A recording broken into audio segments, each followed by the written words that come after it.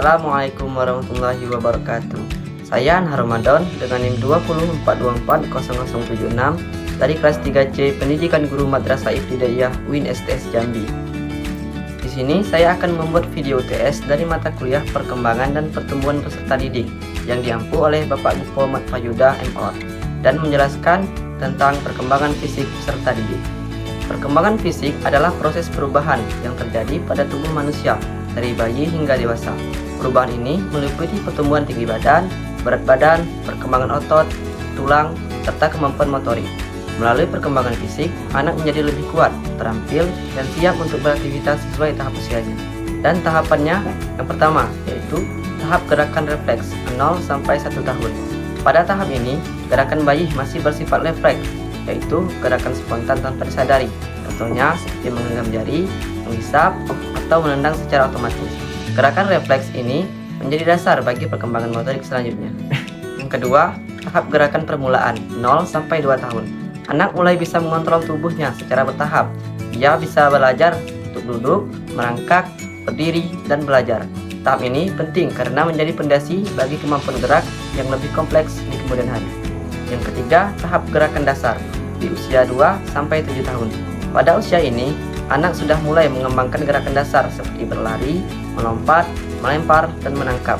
Anak juga mulai menunjukkan keaktifan fisik yang lebih tinggi dan rasa ingin tahu terhadap lingkungannya. Yang keempat, tahap gerakan keahlian 7 sampai 14 tahun. Di tahap ini, kemampuan motorik anak semakin koordinasi terarah.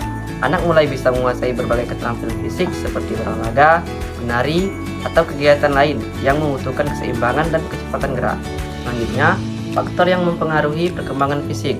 Perkembangan fisik anak dipengaruhi oleh beberapa faktor, seperti faktor genetik, yaitu bawaan orang tua yang mempengaruhi bentuk tubuh dan kecepatan tumbuh kembang. Yang kedua, faktor gizi, di mana makanan bergizi sangat dibutuhkan untuk mendukung pertumbuhan optimal. Yang ketiga, faktor lingkungan, termasuk kebersihan, udara, serta aktivitas fisik di sekitar anak. Yang keempat, faktor kesehatan, karena penyakit tertentu dapat menghambat pertumbuhan dan perkembangan tubuh anak. Selanjutnya, permasalahan perkembangan anak. Beberapa anak memiliki hambatan perkembangan fisik, misalnya karena kekurangan gizi, kurangnya aktivitas fisik, gangguan kesehatan, atau lingkungan yang tidak mendukung. Permasalahan ini bisa menyebabkan anak tumbuh lebih lambat dari usia sebayanya.